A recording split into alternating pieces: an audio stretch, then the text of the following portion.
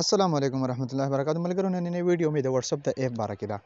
څرنګه تاسو کولی شئ چې د خپل موبایل کې د یو واتس اپ نه تاسو خپل د فیملی موبایل یا د ورور یا د نور چا موبایل کنیکټ کولی شئ واتس اپ یو وي خو نمبر یې پکې تاسو مختلف اډ کولی شئ تاسو هغه پکې یوز کیږي خو د هغې هغه پکې یوز کیږي ډېر اسانه طریقه ده راځئ زما سره اوسئ چې طریقه راته وښیم به تاسو ټول انشاءالله پوهیږئ د دې نه پس داسې کار تاسو به داسې کار وکړئ چې لاړ به شئ سیټینګ ته سیټینګ نه پس تاسو ته به بر اکاونټ کاري اکاونټ کې سکیورټي انفارمیشن دی دغه تاسو کلیک کړئ دغه تاسو څنګه کلیک کړئ تاسو ته یو لیست اوپن شي د هغې کې به تاسو ته او چینج نمبر ښکاره شي چینج نمبر چې کله تاسو په دې باندې کلیک والئ نو تاسو ته به یو بل پلیټفارم ښکاره شي بره به لیکلي چینج نمبر دا یو دوه سیمان ښکاري تاسو ته کته نیکسټ دی کته په نیکسټ باندې تاسو کلیک والئ دوه نمبر یو نمبر پکې زما خپل اډ دی دې ځای کې زه خپل نمبر اډ کوم بلو چې کم پکې زه اډ کول غواړم هغه نمبر پکې زه ولیکم دا زما یو بل یو نمبر دی دا پاسه نیم زما دی دا کته نیم زما دی نو دا یو واتس اپ کې زه دا دوه نمبرې استعمالوم دا به څنګه کوم طریقې زده کړئ ښه کته نیکسټ بټن باندې به کلیک کړئ را به شي چې ګو ټو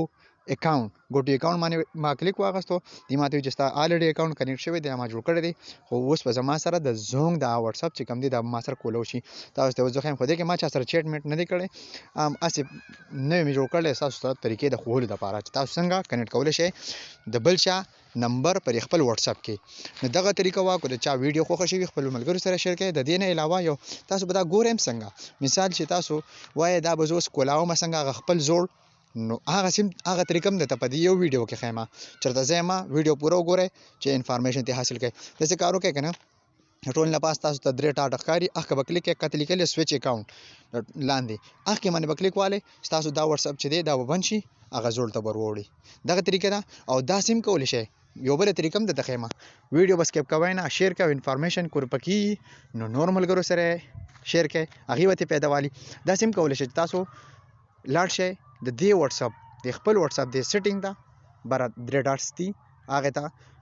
را به شئ سیټینګ ته سیټینګ باندې کلیک واغستو بره به تاسو ته یو نشاني ښکاري په هغې باندې به کلیک کړئ دلته کې د زما دا دواړه واتس اپ چې دي په دې یو ایف کې آن دي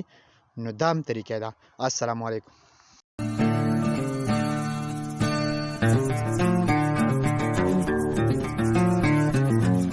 Thank you for watching.